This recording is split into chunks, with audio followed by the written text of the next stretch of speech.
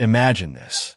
You're standing at 8,611 meters on K2, the Savage Mountain. The wind is screaming. Your legs are burning. But your husband is right there, just 100 meters below, waiting for you with a smile. You wave. You feel on top of the world. Then crack. A roar like thunder. Ice the size of houses breaks free. Your husband's headlamp vanishes in a white explosion. The rope yanks, snaps, and he's gone. Forever. That nightmare happened to Cecilie Skog on August 1st, 2008. She survived. Her husband Rolf Bae did not. 11 people died that day. The deadliest single day in K2 history. But how did one woman walk away when so many didn't? What would you do if your greatest dream cost the person you love most? Would you still chase it? Stick with me. This story has more twists, more courage, and more heartbreak than any movie. K2 is no ordinary mountain. People call it the Savage Mountain for a reason. It's the second highest in the world, but way deadlier than Everest. For every 4 people who reach the top, 1 dies. Why?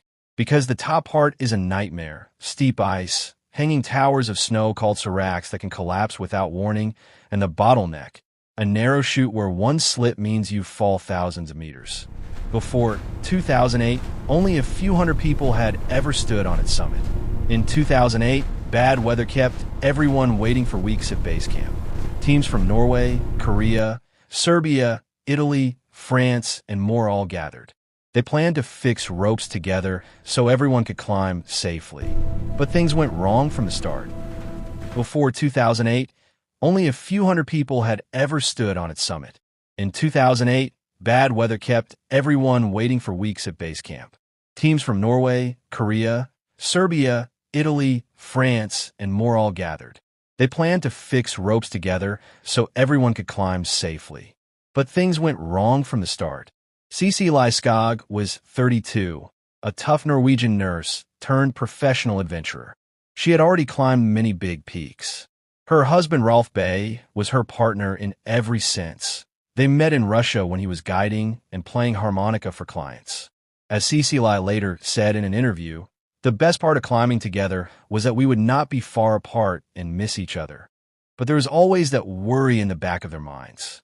Their small Norwegian team also included Lars Nesse. They were strong, experienced, and in love with the mountains. Rolf even left a spare headlamp with a Sherpa to give to Cecilie at the top as a sweet surprise. They started climbing in the dark like everyone else, but the fixed ropes were a mess. Climbers waited for hours in the freezing cold. One Serbian climber, Dren Mandic, unclipped his rope to pass someone and fell right past Cecilie. She felt the bump, but stayed clipped. He died instantly. Think about that. You're already exhausted at 8,000 meters, and someone falls right next to you. Do you turn back? Most teams kept going. It is very easy to sit here and say we should not have done it, Cecilie later told The Guardian. But dreams don't wait. They pushed on.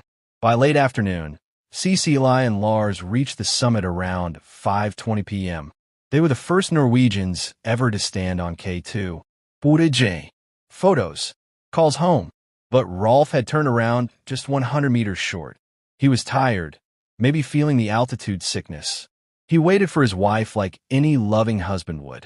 Rolf is gone, Cecilie would later recall in shock, but at that moment everything felt possible.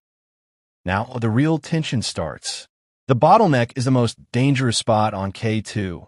A steep, icy hallway with a giant serac hanging over it like a sword. Everyone had to pass through it. Fixed ropes were supposed to save them, but the teams messed up the rope fixing earlier that day. As one survivor later explained in Basecamp magazine, ropes were placed very early on in places they didn't even need, so there wasn't enough left for the hard parts. Climbers spent hours fixing them again. Precious daylight disappeared. Cecilie and Lars started descending with Rolf just ahead. It was already getting dark. Headlamps clicked on. The temperature dropped fast. According to the detailed report in Outside Online magazine, Rolf was leading, Cecilie a few yards behind. Suddenly, a loud crack. The ground shook under Cecilie's feet. She later told an interviewer, the next thing she knows, she feels the ground shake under her. She can't remember everything, but what she can recall is her calling his name. The serac collapsed. A wall of ice crashed down. Rolf's headlamp disappeared in the whiteout. The fixed ropes shredded like paper. Cecilie felt the rope pull tight, then snap back empty. Her husband was gone, swept away in seconds. No body, no woodbye. Imagine that moment. Your soulmate vanishes right in front of you. The mountain you both loved just took him. Would you freeze? Scream? Give up? Cecilie didn't. She had to keep moving. Lars stayed right with her. Rolf had asked him to look after his wife before they split up earlier. From other climbers' perspective down below, chaos exploded. The same icefall cut every rope on the mountain. 14 people were now trapped above the bottleneck in total darkness. No safety line, just ice axes and willpower. One French climber, Hugues Daubereed, ran out of oxygen and fell into the void. Korean climbers got tangled upside down on a broken rope, bloodied and freezing. Sherpas risked their lives trying to save them, yelling, "Either we live together or we die together," as Chiring Dorje told his partner. But why didn't more people turn back earlier? That's the big question this disaster forces us to ask. The 1996 Everest tragedy happened for the same reason. People pushed past the safe turnaround time. As climber Eric Klink said in Outside Online, there was no way we were moving fast enough to summit and get down before dark. Yet they kept going. Dream or death? Cecilie and Lars had one small advantage. She had packed an extra 100-meter Kevlar rope, something most climbers don't carry. They used it to abseil down the rocky side, avoiding the worst of the traverse. But every step was pure terror. Ice chunks everywhere. No light except their headlamps. And the constant fear that another serac would fall. Builds slow tension here. From the family's view back home, it was torture. Rolf's parents waited by the phone. Cecilie later called them from base camp. His father said, "It's okay. We only have you now. You must get down safely." Those words kept her moving. But inside, she was breaking. The mountain wasn't done yet. More icefalls came. More lives lost.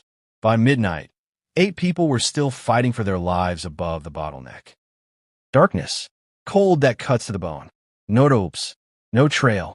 Just you, your friend, and the mountain trying to kill you. This was Cecilie's reality after Rolf disappeared. She and Lars had to descend 2,000 meters in the pitch black. One wrong step and they joined the others. Cecilie later described those hours as the hardest of her life. "I didn't want to leave Rolf," she said. "My life was up there." But Lars kept her focused. He acted like a rock, just as Rolf had asked.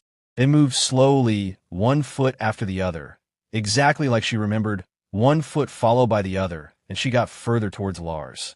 Meanwhile, total madness unfolded around them. Italian climber Marco Confortila and Irishman Gerard McDonald bivouacked above the traverse. They heard screams, headlamps vanishing. Dutch leader Wilco van Rugen descended alone, half snowblind, talking to himself to stay awake. He later said in interviews, "I was coming to the end of my strength." Sherpas became heroes. Pemba Gilge and Chiring Dorje climbed back up without ropes to help. They freed 3 tangled Korean climbers who were hanging upside down.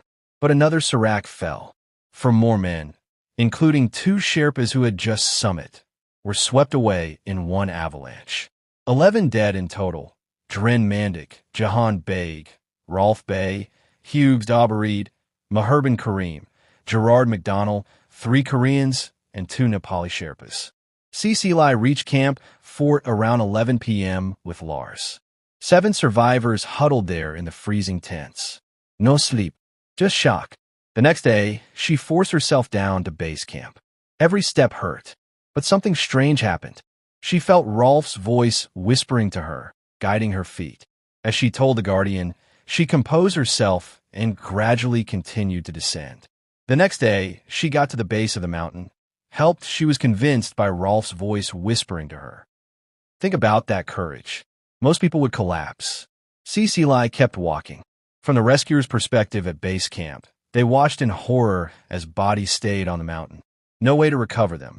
One family member later said in the same Guardian article, "We had no body, no funeral, no farewell." That pain is unimaginable. In the middle of this hell, Cecilie showed hope. She called Rolf's parents again. They told her they now considered her their daughter. She moved in with them when she got home because she couldn't face their empty apartment. Small acts of love kept her alive. But the questions keep coming. If you lost your partner in such a sudden, brutal way, could you keep going? Would grief bury you? Or would you find a way to honor their memory? Cecilie chose the second path. Back in Norway, the real battle began. Cecilie couldn't get out of bed some days. At first, when she got back home, she found it hard to find a reason to get out of bed, she admitted later. Her life with Rolf was over. The dreams they shared, maybe kids traveling together, gone in one ice fall. People asked the tough questions. Was it worth it? Should climbers stop pushing limits? Cecilie answered honestly in The Guardian, "It is very easy to sit here and say we should not have done it. But I'm glad that Rolf was able to live the life he did. One thing that he taught me, you should not just sneak after your dreams. You should grab them with both hands and hold them really tight and try to live them." She decided she would never climb K2 or the other tallest, most dangerous peaks again. "I don't know if I could tell my mom that I'm going back," she said. One of the hardest things on an expedition is knowing people are sitting at home scared and waiting for you to come back. That perspective, thinking about the people who love you, is a lesson we all need. But Cecilie didn't quit adventure. She traveled to Greenland soon after. Then, in 2010, she became the first woman to ski across Antarctica unassisted and unsupported with Ryan Waters. Can you imagine? Just 2 years after losing her husband in the death zone, she crossed the coldest place on Earth. The sunrises eventually became a joy for her, she said. She started dreaming again of being in a tent and skiing over the horizon. She felt so more alive doing this. From Rolf's family's view, they found strength in her. They even planned to go back to K2 together one day to build a small monument for him. Different perspectives, same pain, same healing. Other survivors struggled too. Wilco van Rooyen spent 2 nights alone in the death zone. Marco Confortila lost toes to frostbite. They all carried guilt. Why me and not them? But Cecilie turned her pain into purpose. She wrote a book called To Rolf. She gave interviews so the world would remember the 11 lives lost, not just the tragedy. Here's the powerful lesson already. Grief doesn't have an end date, but hope can grow beside it. Cecilie showed us that courage isn't never falling down. It's getting up when every part of you wants to stay on the ground. What about you? If life took your biggest love or dream tomorrow, would you let it stop you? Or would you grab the next dream with both hands like Rolf taught Cecilie? If this story moved you, hit that like button right now. It helps more people hear these incredible true tales. Subscribe and turn on notifications so you never miss the next survival story. Comment below, what dream will you grab with both hands? And would you turn back on K2 or keep going? Watch the documentary, The Summit. Next, it shows the real footage and voices. Share this video with someone who needs inspiration today. Cecilie survived the savage mountain. So can you survive whatever life throws at you? Thanks for watching. Stay strong. Grab those dreams. See you in the next video.